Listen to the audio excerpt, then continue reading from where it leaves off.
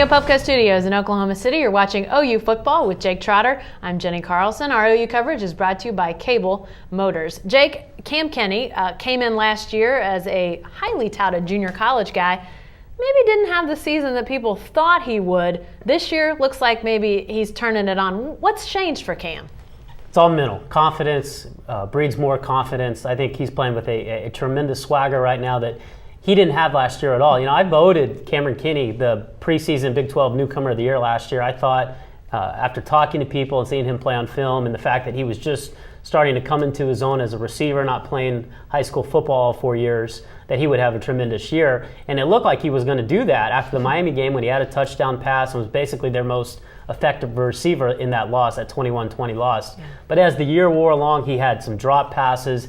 He eventually fell out of the rotation, and you sort of wrote him off going into this season, especially with the way Jazz Reynolds, DeJuan Miller played toward the end of last season. But he found his confidence in the offseason. He really turned a corner, and now he's playing tremendous football. And who would have thought that Cam Kenney would have been the answer as the number 2 receiver, but he's been exactly that. Well, and how important is that? Because Ryan Broyles is obviously number 1. He's the guy.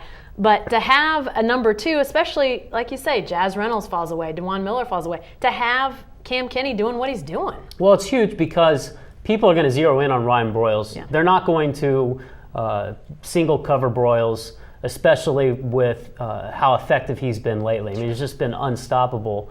So they're going to leave Cameron Kenney in single coverage, and you have to take advantage of that matchup. And what I liked about the attack against Florida State was they hit a few bubble screens out of the bat, and then they went downtown to Cam Kenney. And they didn't complete the pass, but it showed they have confidence in going deep to this guy in single coverage. Later on in the game, he had a big-time touchdown catch over Greg Reed. So I think this is going to be something, he's going to have to continue to make plays in single coverage, and I think that he will based on what he's shown so far. All right, thanks, Jake.